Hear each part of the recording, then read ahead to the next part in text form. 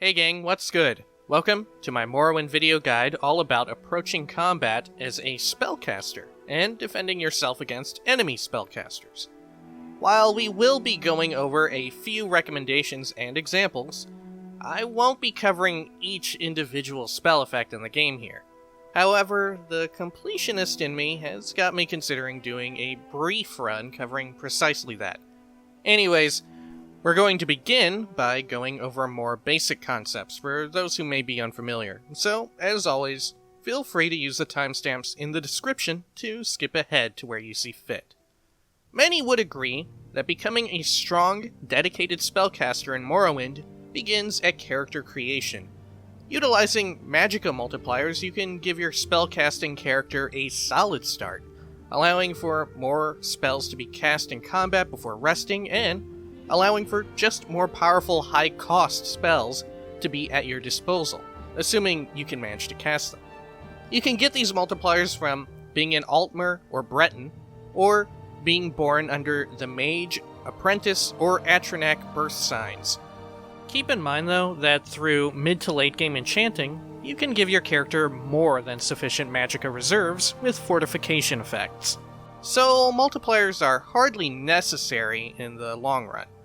While we're still on the topic of birth signs, it's useful to be aware that you can easily overcome the Atronach stunted Magicka limitation through use of several conjuration spells. Simply summon a creature that uses spells, enter combat with it, and absorb its Magicka attacks as needed. Picking conjuration as a major or minor skill will also net you a free summon ancestral ghost spell, which can be used for exactly these means. Just be sure to save beforehand in the event you fail at casting the summoned spell. If you're an Atronach birth sign and completely out of Magicka, you can receive blessings from temple shrines or imperial cult altars that may also be absorbed. Also, early game creatures like Netch and Scribs cast spells as well that can be used if you're really desperate. They don't restore that much. Anyways, your maximum Magicka is calculated simply by multiplying your intelligence attribute by your Magicka multiplier. By default, your multiplier is 1, so just add any of your bonus multipliers on top of that, and voila! When you've exhausted your Magicka reserves, your Magicka will regenerate when your character's resting, assuming you don't have stunted Magicka like we just covered. Magicka regenerates at a rate of your intelligence multiplied by 0.15. Unlike later games, this regeneration doesn't occur passively.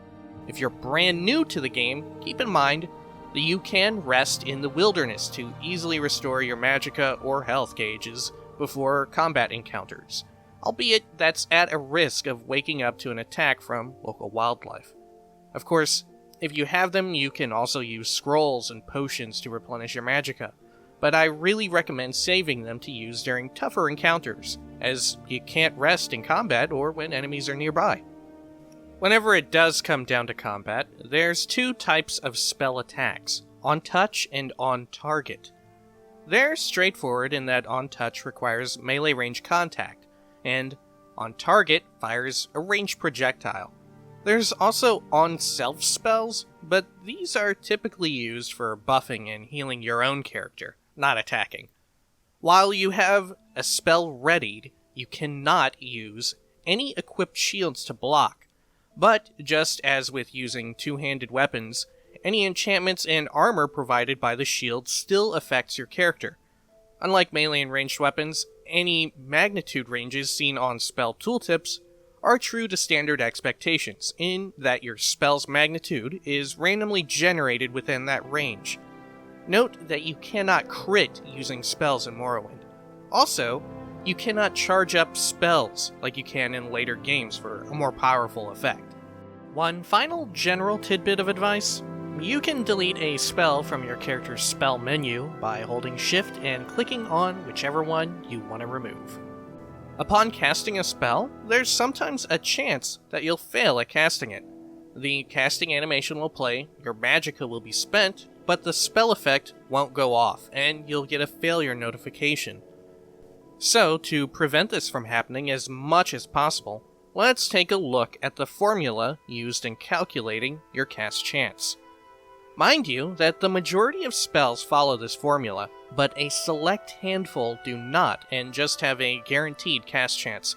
For example, Khajiit's Racial Night Eye spell. Anyways, because it's unrealistic to expect folks to be regularly plugging in numbers and running formulae during the game, let's take a look at each individual part of this formula so we can draw some more useful conclusions. First and foremost, your base cast chance percentage is your spell's respective skill multiplied by 2. From this point, every 5 points of willpower and every 10 points of luck increase your success chance by 1%. This means that willpower is arguably the most important attribute for a spellcaster. Then, your cast chance is reduced by your spell's Magicka cost. In the mid to late game, this can really hurt you as you begin experimenting with more powerful, high-cost spells. On top of that, your cast chance is also reduced by any sound spell effects active on you. Sound is an illusion spell effect, similar to silence, except with a variable magnitude. Think of it kind of like how chameleon works relative to invisibility. Thankfully, such effects are usually pretty uncommon. Finally, all of that is impacted by your current fatigue relative to your maximum fatigue. This is commonly referred to as your fatigue modifier.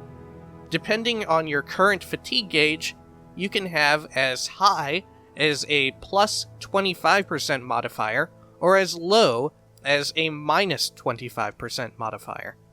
Mind you that this is multiplicative and not additive. It's worth pointing out that you can get a quick idea of your cast chance for your currently selected spell while you're playing by just checking the little red bar under its icon on your HUD. Finally, I'd like to point out that spells cast from enchanted items always have a 100% chance to succeed. You won't be leveling spell skills this way, but rather your enchanting skill. Anyways, check out my enchanting guide if you want more on that. It's a little lengthy. So now that we have a firm understanding of how spell damage is produced, let's look at how we, and our opponents, can defend against spell attacks. Once a spell makes contact with its victim, it is first ran by the victim's Absorb Magicka and Reflect effects, if present. The order in which these defenses are used depends entirely on when they were applied to the victim in question. For example, if your character was born under the Atronach birth sign, Absorb Magicka will always take precedence over Reflect. Both of these effects completely negate spell damage, but in different ways. When it comes to Absorb Magicka, each instance of it is individually ran against incoming spell damage. When Absorb Magicka does activate, the spell damage is completely negated, and the Magicka cost of said spell is restored entirely to the entity that absorbed it. Reflect spell effects, however, do additively stack up, so it's totally possible to have 100% reflect chance. There's a few important notes on this, though. The first is that, thankfully, this doesn't affect spells that only consist of positive effects, so you don't need to worry about losing out on things like blessings from Morrowind's various religious organizations. Secondly, the reflect effect occurs immediately, so there's no need to worry about positioning if you're trying to reflect ranged spells. Finally, spells can only be reflected once, so if an enemy reflects one of your spells, you won't be able to reflect it back at them no matter what. After any present reflect or absorb Magicka effects have ran their course, the spell's final damage is calculated using this formula. Now this one's quite simple. Damage is just whatever number was randomly generated from the range listed in the spell's tooltip, assuming it even has a range and not a specific set magnitude. Resistance is just any applicable resist Magicka or resist element effect. I should point out that poison, shock, frost, and fire damage are only affected by their respective resistances, not the resist Magicka effect. Similar to reflect effects, resistances only impact negative effects, and each instance of resistance stacks up additively.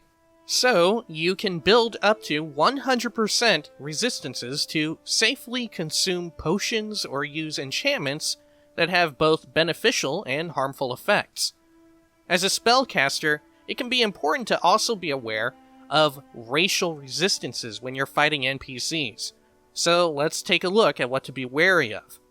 Avoid using fire damage against Dunmer enemies who sport a hearty 75% resist fire.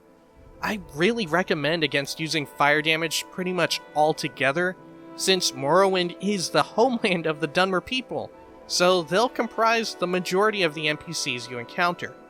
Anyhow, if you decide to instead use frost damage, watch out for Nords, who are completely immune to frost damage. If you're heading up to Solstheim for the Blood Moon expansion, the same warning about fire damage applies here. There's a lot of Nords up there. Poison damage has similar issues, but to a lesser extent. Argonians are fully immune to poison, and Redguards have a strong 75% resistance to poison. The saving grace is that there's just fewer Argonians and Redguards in Morrowind, and its expansions. Shock damage begins to run into problems also when it comes to Nords, but to a lesser extent than Frost. Nords have a 50% resistance to shock damage. If you're running with something like a Drain Health or Absorb Health spell, watch out for the resist Magicka passives that Bretons and Orcs have. Thankfully, these races are also relatively uncommon. Now, looking back at the spell damage formula, we can see that weakness spell effects can be utilized to counteract resistances and just increase spell damage overall. Consider using weakness effects to get more damage out of your spells, as they all only have a base cost of 2. Not to mention that if you're using weaknesses with damage over time spells, the weakness effect only needs to be active for the first initial second of your damage over time spell. It'll end up bolstering that spell's damage for its entire duration. Oh, and I guess I should also point out that Altmer are passively weak to pretty much all forms of Magicka except for poison. Okay, I think that ought to put a nice bow on Morrowind's spellcaster offense and defense. Thank you so much for checking out this guide video, and be sure to check out my other ones just as well, in case there's something of value to you there. And I've also got a weekly Morrowind playthrough on max difficulty. If you're into those sorts of videos, give them a look too. Thanks again. Peace!